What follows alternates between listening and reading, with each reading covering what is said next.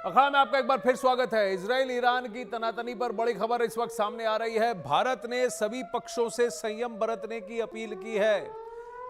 भारतीय विदेश मंत्रालय ने हालात पर चिंता जताई और भारत का कहना है कि बातचीत और कूटनीति, डायलॉग और डिप्लोमेसी के जरिए मुद्दे सुलझाएं। युद्ध के लिए बंदूकें ना लहराएं। प्रधानमंत्री नरेंद्र मोदी ने कहा, बताया जा रहा है कि बेंजामिन नेतन्याहू से बात भी की। एनएसए अजीत डोवाल भी दोनों पक्षों से संपर्क में हैं। आज जब एक रीजनल डायलॉग के लिए ईरान के राष्ट्रपति इस वक्त अभी दोहा में हैं।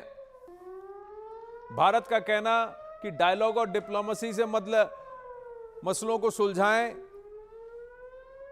युद्ध जैसी परिस्थिति ना बनाएं। ये भारत का पूरी तरफ से ये स्टेटमेंट जारी किया गया है, जहां भारत ने साफ ये कहा है कि भारत चाहता है कि दोनों पक्ष आपस में बातचीत करें। अंग्रेजी में ये स्टेटमेंट एमईए ने रिलीज किया है, जहां उनका ये कहना है कि जिस तरह से हालात बद से बदतर होते जा रहे हैं वेस्ट एशिया में, पश्चिमी एशिया में, भारत को इसकी बहुत ज़्यादा चिंता है और भारत वापस एक बार फिर दोनों पक्षों से यही कहना चाहेगा कि आप संयम बरतें, अंकुश लगाएं अपने आक्रोश पर और जितने भी सामान्य नागरिक हैं, रिहायशी इलाकों में सामान्य नागरिकों को के जान माल की सुरक्षा की जिम्मेदारी दोनों पक्षों की ओर है और उस जिम्मेदारी को ना भूलें।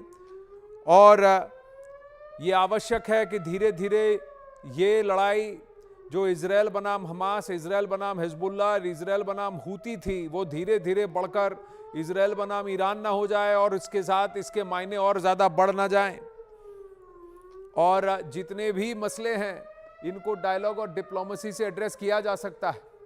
नीरज इस वक्त हमारे साथ जुड़ रहे हैं। नीरज, तो भारत की तरफ से शांति, संयम और कूटनीति, इस पर आप रिलाई कीजिए ये संदेश दोनों पक्षों को।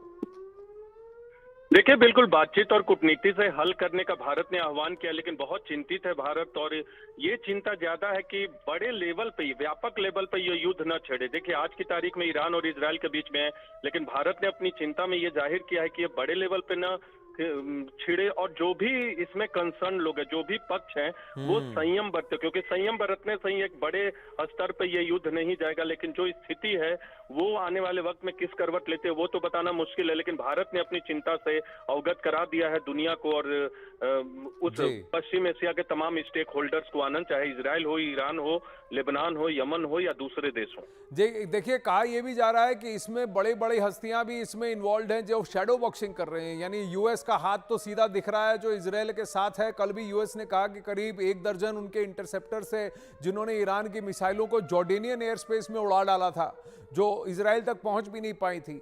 वहीं ईरान का कहा जा रहा है कि वो रूस से न्यूक्लियर टेक्नोलॉजी लेने की फिराक में है। चीन भी ईरान की मदद करता हुआ दिख रहा है।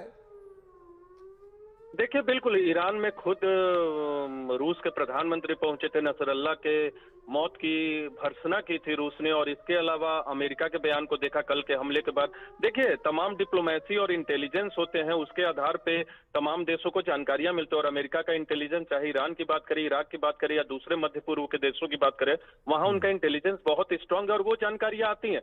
डिप्लोमेसी के जरिए भी बहुत सारी जानकारियां उन्हें मिलती है, जैसे ईरान के हमले की जानकारी पहले से आगाह किया था इजराइल को कि ईरान हमला आज कल कर सकता है। तो ये तमाम चीजें होते रहते, लेकिन बिल्कुल कूटनीति चलती रहती है और उसके पीछे भी शैडो बॉक्सिंग फ्रंट में होती है, लेकिन पीछे कुछ और चलते रहता है। लेकिन हालात बहुत चिंताजनक है और ये हालात बड़े पैमाने का युद्ध के तौर पे जा सकता है, तीसरा विश्व युद्ध हो या उससे थोड़ा सा छोटा सा युद्ध हो, लेकिन हालात बहुत चिंताजनक है मध्य पूर्व के देशों में, ईरान और इजराइल में। जी, धन्यवाद।